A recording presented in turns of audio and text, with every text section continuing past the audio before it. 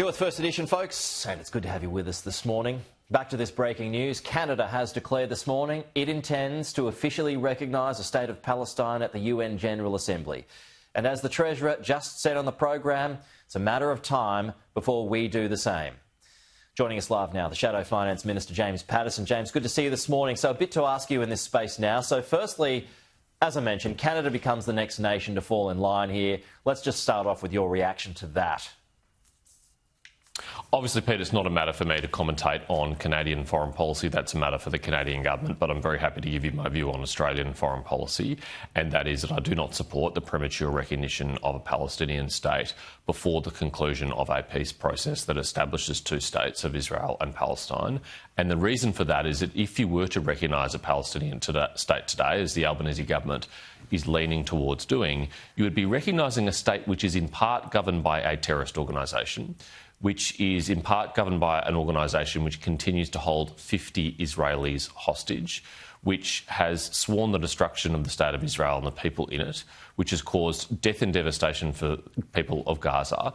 And that's before we even get to the issues in the West Bank with the Palestinian Authority, which hasn't held an election for 20 years, which is deeply corrupt, which previously paid money to the families of suicide bombers after they blew themselves up and killed Israelis, which promotes hatred against Israel, which doesn't recognise Israel's right to exist. I mean, what state exactly would Australia be recognising? So, as Mark Carney explained a little bit earlier, James, there are conditions, and the other leaders have said the same, particularly Keir Starmer. But Mark Carney said there's got to be demilitarisation. There can't be any role for Hamas. Hostages have to be returned. Does that answer your questions at all? Well, if those are the preconditions, then frankly, I think it's going to be a very long time before any state can recognise a Palestinian state, Australia included, because Hamas has shown no interest in returning the hostages, certainly no interest in demilitarising or giving up its control over Gaza. In fact, they're busy trying to build potential control over the West Bank. They want to be the governing authority for all Palestinians, not just Palestinians in Gaza. So if those preconditions are sincere and genuine and upheld by the Australian government, then I can't see any time in the foreseeable future that a Palestinian state is recognised by the Australian government. Momentum, though, I mean, given what's happened with the UK, France earlier, I mean, momentum is clearly building here. Does it seem inevitable that other countries, including ours, will join the line and declare a state of Palestine?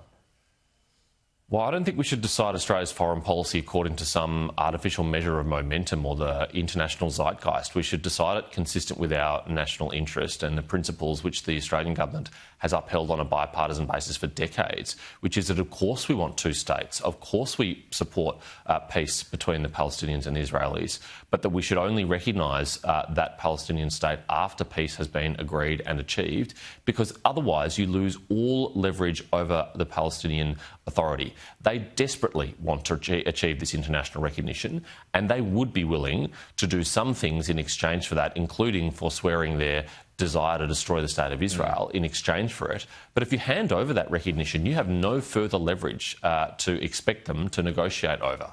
Are you feeling for Israel here, James? I mean, all this increased pressure that it's under. But up until this point, it hasn't given an inch. Well, actually, I think the Israelis have been negotiating in good faith with American partners and other regional players, including Egypt and Qatar. Yeah, I mean in terms of like resisting all this pressure is what I meant. Well, I mean, Israel's foreign policy is a matter for Israel as well, but I support their objective of removing Hamas from Gaza, and I support their objective of fleeing the hostages. Any self-respecting liberal democracy would do the same thing in the same circumstances. But at the same time, I do grieve for the very genuine suffering of the people of Gaza, and it is deeply concerning to see the images that have come out of Gaza, particularly in recent weeks. And I do think Israel has an obligation to ensure the people of Gaza are fed. Yeah, and I'm not even sure that you can answer this question. It just came to me, you know, in the space of a couple of minutes. I mean, I don't think anyone's got the answer. It's why we're still in all of this. But what does a state of Palestine even look like? If it has its own state, what does that even look like? That would take years to work out. Well, I'm really finding it difficult to answer that question as well, Pete, because no one has really articulated that in a cogent or coherent way. Certainly the Prime Minister has not articulated that. He and the Foreign Minister have moved forward the possible recognition of a Palestinian state with any idea of how that would work. Would there be elections in this Palestinian state? Would Hamas be allowed to contest those elections? How would they be free or fair? How would security or policing be guaranteed? How would we ensure that the terror tunnels get filled in and that they don't just launch another attack on the State of Israel, kidnapping, raping and murdering thousands more Jews, as they have promised to do? I mean, we should take them at their word. They want the destruction of the State of Israel, and no one who vows the destruction of another state deserves the recognition of their own state. I mean, even though they say that Hamas can't play a role in any future government, if this state is declared, James, does Hamas win? Do they win?